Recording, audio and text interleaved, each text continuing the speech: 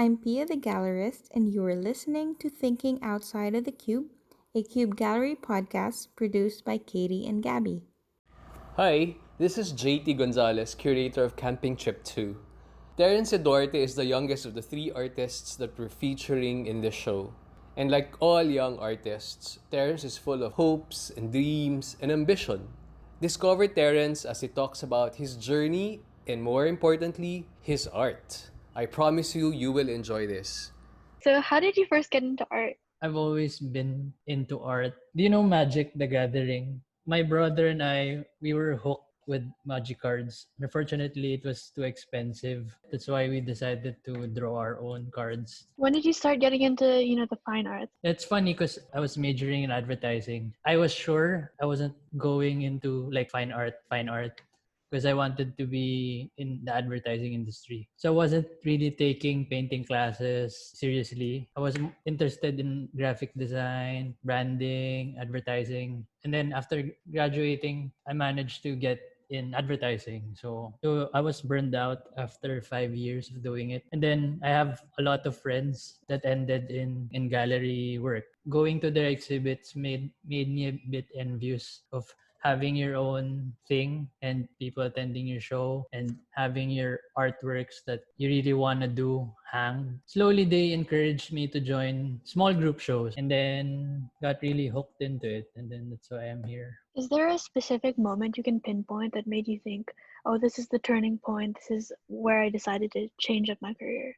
I guess selling my first painting. Before kasi I was doing things, clients were paying high money for it, in advertising I mean. So for the first time, seeing someone use their hard-earned money to buy work that you really just wanted to do made me feel nice. So yeah, and seeing my friends actually made a career out of doing this. So that's what inspired me. Are there any elements of graphic design that you've brought into your paintings or that you keep in mind when you're creating them? Definitely. I first learned how to paint in Photoshop. It's funny because I paint in Canvas the same way I paint in Photoshop. I mean, it's just easier in Photoshop because you have undo. You have all those automatic tools that makes it easier. I don't know if you've seen my painting in the exhibit. Before I painted it in Canvas, I roughly painted it in Photoshop so I can see if the colors work out. Who do you think you'd credit as your main art influences, whether that's a person or like an anime or something like that? I mean, in terms of aesthetic, I can honestly say that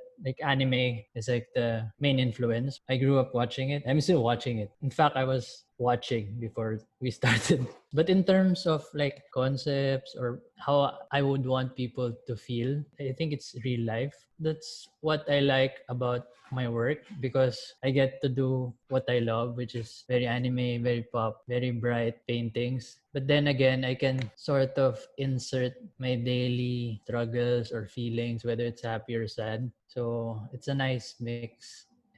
Kind of became like my diary in a sense. Yeah.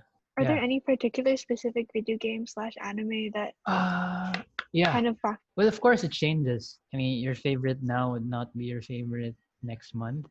I play a lot of Fortnite now. I mean, me and my friends started playing Fortnite during lockdown. So I like playing RPG, like playing open world stuff.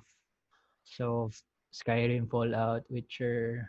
Actually, Persona 5 kind of influenced my art a bit, I guess. The way I cut shadows in my paintings, I think it's based from Persona 5. If you had to go back in time travel into like a period of art history, which one did you pick and why? I wouldn't go so far. Like the days of Keith Haring. I mean, I would have wanted to meet him or at least go to an actual show when he was alive or something. Because I know that when Keith Haring started, people they weren't used to those kind of things. It's not technically difficult. So I want to know what kept him from doing it. I mean, what pushed him. I still have that kind of struggle sometimes, especially here in the Philippines. I mean, very niche pa yung market. So, I mean, at least for the things that I do. What makes you keep painting even though, it's kind of hard at times? Actually, anyway, I know a lot of artists, like especially older ones, would say na don't mind the things that other people say. I mean, just do what you do. That's what they always say. I mean, I would love to say it, but I'm still at that stage where I care too much about what people say. Seeing people appreciate my work really pushes me. It's really the audience. I mean, how they respond. Because I remember there was a time, like a bad month. I was doing work. I wasn't selling anything. Kind of really in a slump, I guess. I had to take a break. Where did you come up with your style? I noticed you use a lot of like cartoon characters and Hmm. kind of like anime style. Like, I think it was the time that I was really looking for something to identify my art with. I started with colors, actually. I liked how red interacted with blue because there's this painting. It's called Who's Afraid of Red, Yellow, and Blue. I really liked how I felt when I saw that. For some reason, I really appreciated it, the color palette. I just found it really striking. And then, yung characters, ano lang siya eh. Except for the balloon. When I was figuring out what to paint, sobrang random, but I thought, what if I paint rabbits? Yan, ito yung face ng yung sinabi ko earlier, which is women in obscure poses. that is so cool. Yeah, nagmix pa siya eh. Nagmix pa yung face. The the women face and the rabbit face actually overlap. I had this project in Bali. They wanted to do like a big installation with an LED screen. Inside the room, they'll design the room based on the illustration. So they tapped one artist from each Southeast Asian country. So what happened is I proposed this and they approved it. So I already did the illustration, like, but I think 3 days before the actual event, they had a major sponsor. They currently have an issue with animal testing. I mean, I'm not sure if it's true. So they didn't want rabbits. So I just said, okay, but I have 3 days and you already pre-approved this. I had to change it quick. So since very technical eh, pero since everything was sort of ready for animation, I mean, I can't just change the layout in 3 days. So I had to improvise. I was thinking, what can I do? But I can sort of still use what I've already set up. I guess out of desperation, I just turned them into balloons. And then, so that's the first time I did that rabbit balloons. And then I just named it. Do you name your characters? I had two before, so it's Baby Blue Eyes and Loon. Started painting like the girl version of Baby Blue Eyes since I thought that when coming up with a narrative in your paintings, it's easy. It's so much easier when I have a lot of characters to choose from. So I did the girl version of her, which is Polka, because she's wearing polka dot. I also have actually another character, but I haven't used him as much. I wish I did. So his name is Bucks. He's like the paper toy version of Loon. How would you describe your art process? I know a lot of artists who put up their white canvas and they just start painting. Since I was in advertising, I like to plan things out before I actually paint in canvas.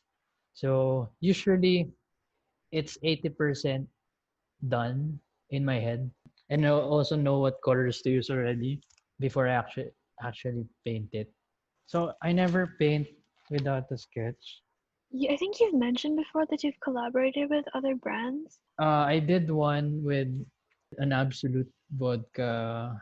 I had one with Samsung. I mean, it was my biggest so far. They tap different artists to create wallpapers every month. Like it's official wallpapers in the Samsung store. Yeah, it was an honor actually because I was with artists that I really like. I don't know if you know Ket Nips. I love cat names. Yeah, I loves work too. It was a lot of different artists from around the world. To be honest, this is the first time that actually I realized how having a style really benefits you. Because I know the downside of having a style when it comes to getting branded projects. Because they appreciate it when an artist can do a lot of styles. So with this Samsung project, they particularly picked artists who had characters like Catnips.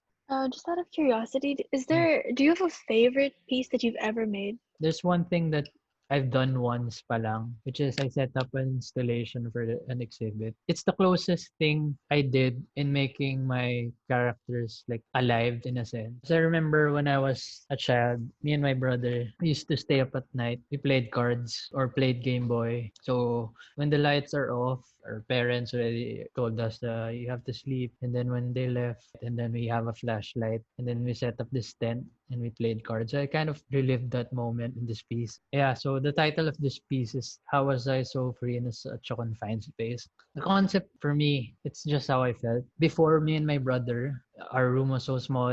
We just had our flashlight and our blanket. So it's such a confined space. And right now, even before the pandemic hit, because I did this before the pandemic hit, I can go anywhere I want.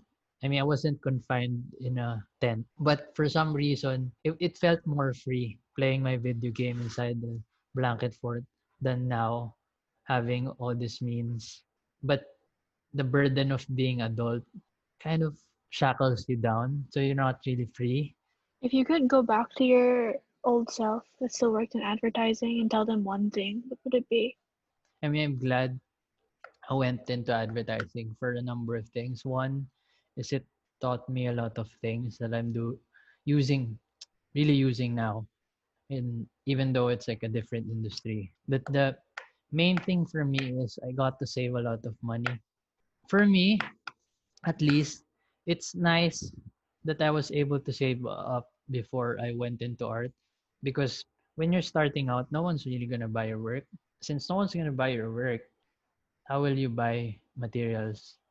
Because I remember the first 6 months or the first year of me doing this, like just this, I was burning money. I mean, I wasn't earning, I was spending a lot, of course, because I was experimenting on things, and I messed up a lot of painting. I mean, the first time you do it, you buy a lot of canvases that you just messed up, and you waste a lot of paint, you waste a lot of brushes.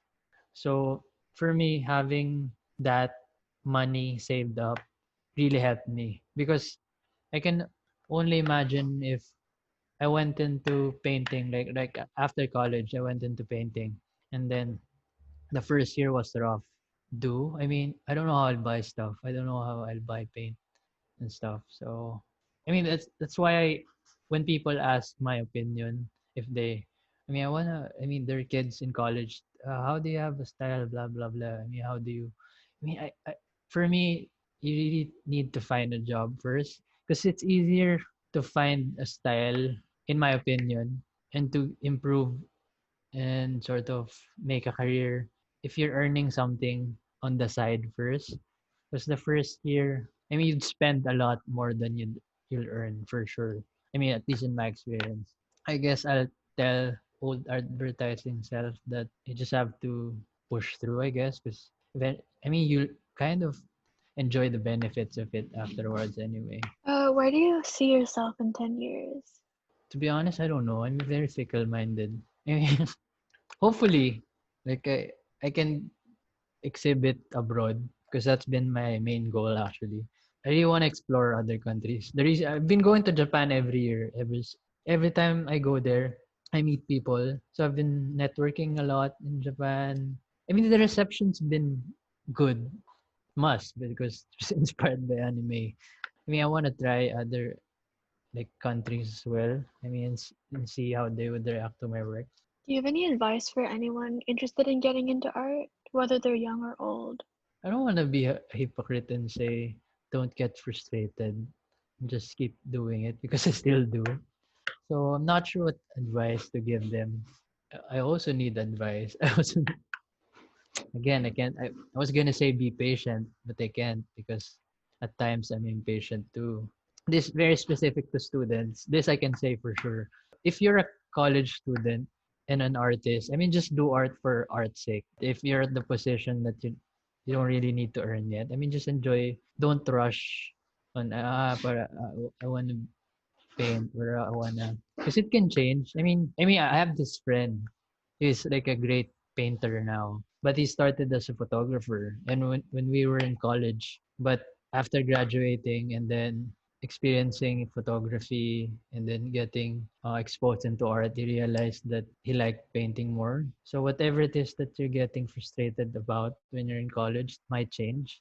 Okay. How do you feel about the camping trip exhibition moving to Zoom, and how do you think the virus has kind of impacted artists? Of course, I'm disappointed, actually. I mean, everyone's disappointed. I still am every day because, especially for like artists trying to break in or trying to make a name for themselves, there's a lot of us who has a lot of opportunities lined up before this pandemic hit. There was a lot of things that I wanted to do for a camping trip, but it would require for us to be there. I had plans to like set up an installation. I mean, I'm glad people are still buying paintings. I'm very thankful. But it's different eh. It's a different experience having an opening and then seeing people and people asking you questions. I'm still not used to it, to be honest. I mean, I've been in 4 exhibitions already. Still doesn't feel real. I know like people saying it's the new normal, but for some reason I can't accept it as normal yet. I can't put it to words. It's just, I mean, it's obviously different. Yeah. Thank you so much again. Thank you so much. That wraps up our podcast for today. Thank you for listening, and if you have any comments or suggestions on how we can make these podcasts better, you know how to reach us.